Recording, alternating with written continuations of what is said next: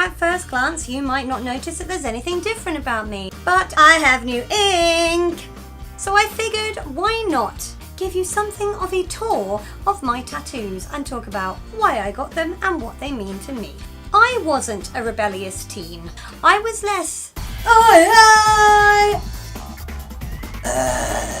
and more. One day, I'm going to write a novel so people finally understand my tortured soul. But first I need to make my MySpace page really pretty. So when I was about 19 or 20 and I suddenly decided I really wanted a tattoo, my parents probably thought it was some kind of delayed rebellion. But in truth, I just really wanted a tattoo. Specifically, a tattoo above my right ankle. I wasn't sure what I actually wanted inked on the ankle. I went through various choices in my head. A love heart? A sunflower? Eeyore from Winnie the Pooh? In fact, I still hadn't fully made my mind up the day that I walked into a tattoo and piercing studio in Truro with my friend Claire. Claire knew exactly what she wanted. She wanted her tongue pierced. So I spent ages looking through books of designs trying to make my mind up. Whilst I was looking at one of these design books, Claire blurted out, "Wow, I'm really nervous. I'm glad you're here with me. You're such a good friend. Thanks for coming with me." And as it happened, my eyes gazed upon the Japanese symbol meaning friend. Ah, the stars had aligned, and that is how I came to have the Japanese for friend tattooed above my right ankle. Now, I've never been to Japan, and I wouldn't know what it meant if I just saw it.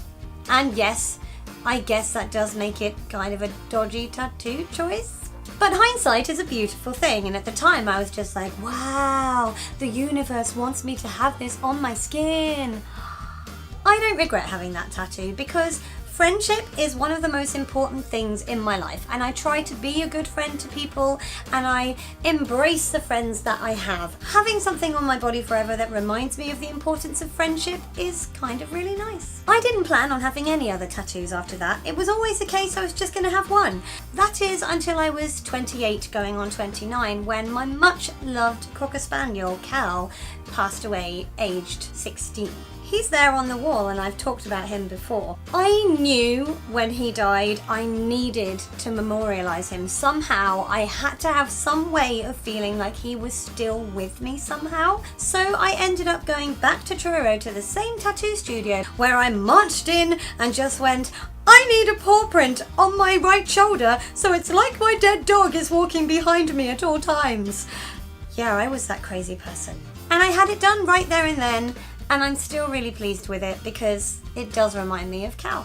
Importantly, this time, because it was something that really meant something to me and not something I just picked out from a book, it suddenly felt very much like that wouldn't be the last piece of ink I got. Now, in the case of my first 2 tattoos, I simply walked into a studio like, ink me! But most places just don't operate like that. It's more the case that you go in and you speak to an artist about a design that's going to be personal to you, and you have to wait as long as it takes for them to create something that you're happy with. It's more like, ink me! In several weeks from now when you've come up with a design and I've had the time to give my approval for it. Which brings me to my third tattoo, which is my most personal and therefore probably means the most to me. Just a few weeks after my dog died and I was in a pretty messed up state already, I left a relationship that I had been in for over a year and a half. I worshipped this person. I absolutely adored him, but that relationship was abusive. One of the hardest things I have ever done in my whole life is walk away from that relationship, go and find counselling, have support from an abuse charity and start building myself again. And I have to remind myself that I'm still here, I've moved on, and I am a survivor. I'm a survivor, I'm gonna make it, I will survive and keep on surviving. I'm really sorry, Beyonce. The whole time that I was going through this long, difficult, hugely painful recovery process from that abusive relationship, I sought solace in the things that had always brought me joy because that's what I needed. So I watched a lot of Doctor Who and I listened to a lot of the music of the Manic Street Preachers, who, as you all probably know, are the reason this channel is called MrsManics. And one song by them that I listened to a lot around that time had a lyric that just seemed to feel like it was talking about me. The title song from the album, Postcards from a Young Man, featured the lyrics, "This world will not impose its will. I will not give up and I will not give in." And just like that, I knew what my next tattoo was going to be. Everything about that tattoo has something that is important and meaningful for me.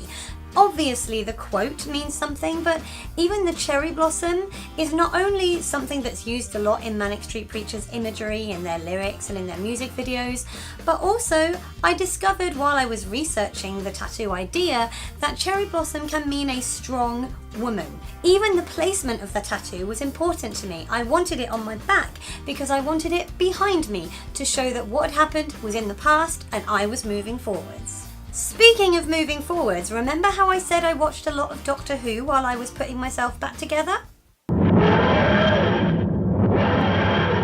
Well, I decided that to symbolise moving forwards with my life, a couple of years after I had that one done, I would have a Doctor Who quote tattooed on my foot. The quote I originally wanted was, "All of time and space, everything that ever happened or ever will, where do you want to start?"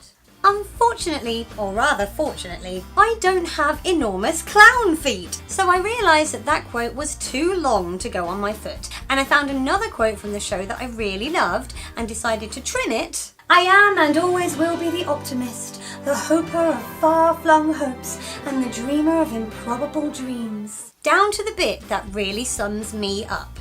Dreamer of improbable dreams. I added a shooting star and voila! My fourth tattoo idea had been born. And now comes the warning part of this video. It may seem like a really obvious thing to say to you, but please remember, tattoos are permanent. You definitely need to think very carefully about what you get and why you get it. Which leads me on to my fifth tattoo. The fifth tattoo I got was a friendship tattoo, which I got with my best friend. She was not my best friend. Yes, they're McFly lyrics. No, I have no shame about liking McFly. They are a good pop band. Shut up. The trouble is, the lyrics that were supposed to sum up our beautiful friendship really didn't. So for several months after the spectacular ending of that friendship, I was left with a tattoo on my left foot that I hated and which made me miserable every time I looked at it.